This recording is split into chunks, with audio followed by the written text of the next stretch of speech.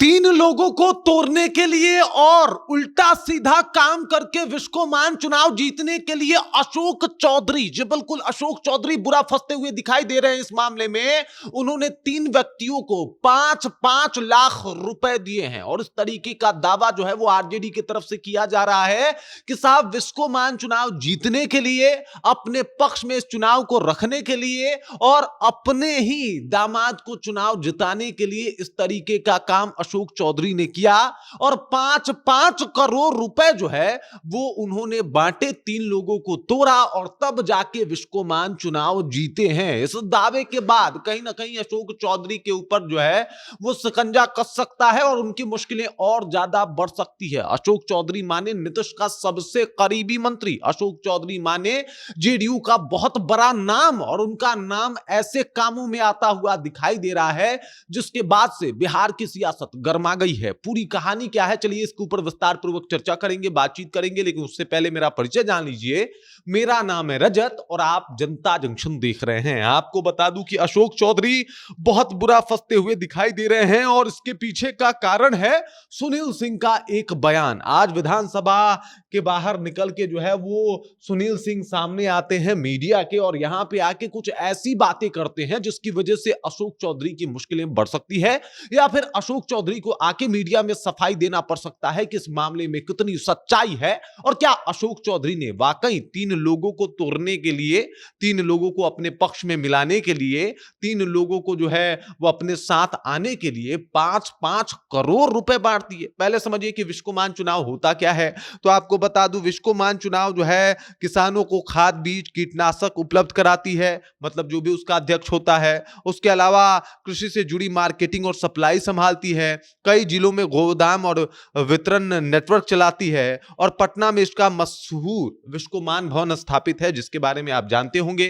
तो ये सब कुछ जो है वो वही तय करता है जो वहां का अध्यक्ष होता है। अभी फिलहाल अगर देखा जाए तो विशाल कुमार जो है भाजपा के नेता, वो है विश्वकोमान के अध्यक्ष और वहीं पे जो है वो बवाल होता हुआ दिखाई दे रहा है। इसी को लेके जो है सुनील सिंह ने ऐसा बयान दिया है। सुनील सिंह की पत्नी वंदना सिंह भी इस चुनाव को लड़ी थी और इस चुनाव में शामिल हुई थी, लेकिन वो चुनाव हार गई थी और जीते थे विशाल। और अब देख लीजिए स्थिति यह है कि सुनील सिंह ने बड़ा दावा किया है। इस दावे के बाद जो है वो कई सारी बातों को सामने लाके रखे हैं। क्या कुछ बोला है ये मैं आपको पढ़ के सुना देता हूं।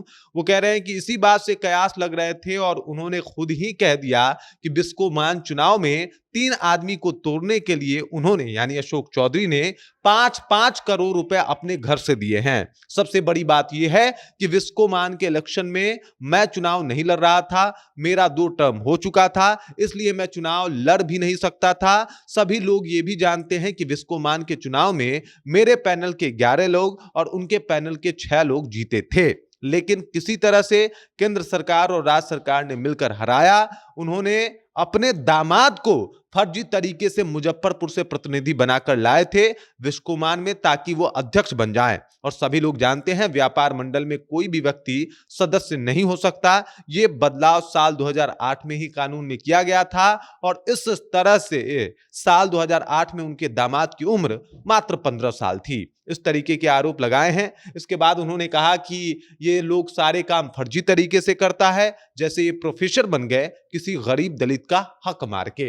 इस तरीके का आरोप जो है वो अशोक चौधरी के ऊपर इन्होंने लगाया है। और ये सुनील सिंह हैं, इनको माना जाता है कि साहब आरजेडी से खासा इनका रिश्ता है, राबड़ी देवी के मुंह बोले भाई हैं। इधर नीतीश कुमार के दुलरुआ जो है वो मंत्री हैं, काफी क्लोज मंत्री हैं जो ये अशोक चौधरी हैं और इनके ऊपर आरोप लगा है कि विश्वकोमान चुनाव में हेरा फेरी करना, तीन लोगों को जो है पैसा देके अपने पक्ष में करना, 5-5 करोड़ रुपए खर्च करना, ऐसे आरोप जो है वो लगे हैं। आरोप में कितनी सच्चाई है ये तो जांच का विषय है, लेकिन यह आरोप लगना कहीं ना कहीं अशोक चौधरी की मुश्किलें बढ़ा सकता है। नीतीश कुमार के खासा करीबी मंत्री अगर 5-5 करोड़ रुपए चुनाव प्रभावित करने के लिए तीन लोगों में बांट रहे हैं तो ये बहुत बड़ी बात है। और 5-5 करोड़ रुपए ये तो आप समझ सकते हैं कि इतनी बड़ी धनराशि बांट भी देना ये भी अपने आप में बड़ा चैलेंजिंग है। अब अशोक चौधरी ने ऐसा किया है या नहीं किया है ये जांच का विषय है। अशोक चौधरी अपनी तरफ से क्या सफाई देते हैं इस बयान के बाद ये भी देखने वाली बात है।